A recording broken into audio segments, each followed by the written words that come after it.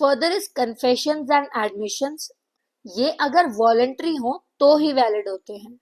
Voluntary confessions made before a magistrate are admissible.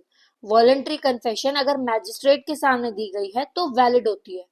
Confessions made under coercion or to a police officer are inadmissible. Police के सामने दी गई confession या कोएर्जन से ली गई कन्फेशन वैलिड नहीं होती।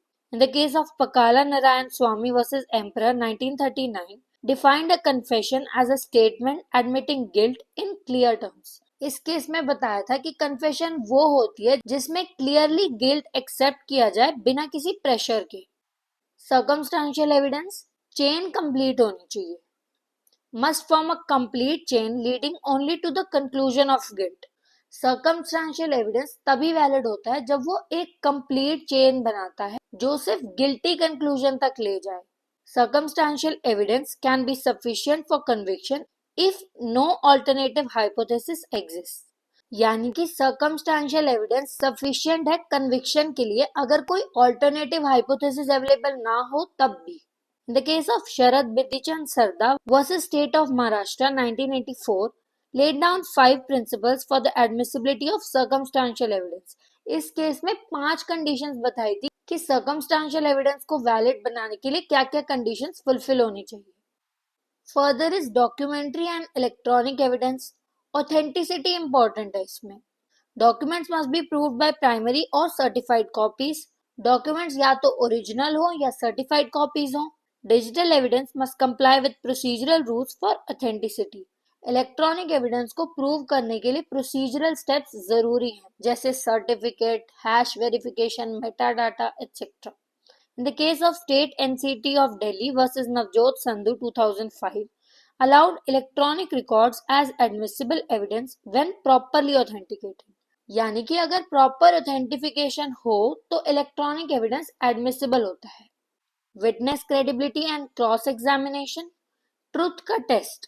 A competent witness must provide testimony under oath. Cross-examination ensures the reliability of statements. Witness को oath के अंडर स्टेटमेंट देनी पड़ती है और क्रॉस एग्जामिनेशन से उसकी बात का टेस्ट होता है। Even a single reliable witness is enough. यानी कि एक विटनेस भी इनफ होता है। ये नहीं कि तुम 10 विटनेस लाके खड़े कर दो जो कि झूठे हो। एक ट्रू विटनेस भी इनफ है। In the case of Rameshwar versus state of Rajasthan 1952, even a single reliable witness can be sufficient for conviction. इस केस में यही कहा गया था कि एक ही विटनेस काफी है अगर वो ट्रस्टवर्दी है तो। Further is res gestae. Spontaneous statement valid होगी। Statements made spontaneously during an event are admissible. जो स्टेटमेंट किसी इवेंट के सेम मोमेंट पे बिना सोचे समझे दे दिया गया हो वो एडमिसिबल हो सकता है। ये नेचुरली इवेंट का पार्ट होता है, इसलिए कोर्ट एक्सेप्ट करता है। In the case of R versus Bedingfield 1879, explained the principle that statements must be part of the event to be admissible.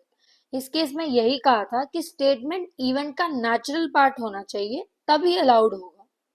So concluding this, the Bharatiya Saksha Adhiniyam 2023 upholds classic evidentiary principles while modernizing aspects such as electronic evidence. Understanding these principles ensures fair trial procedures and protects justice. तो BSA 2023 ने evidence law के traditional pillars को retain किया है, जैसे relevancy, burden of proof, best evidence, hearsay rule, लेकिन इन सबको modern touch दिया गया है, specially for electronic and digital age. ये प्रिंसिपल सिर्फ लीगल रूल्स नहीं है बल्कि जस्टिस सिस्टम के फाउंडेशन है। Thus we come to an end. आज की वीडियो के लिए इतना ही। मिलते हैं नेक्स्ट वीडियो में। Do not forget to like, comment and share this video with your friends.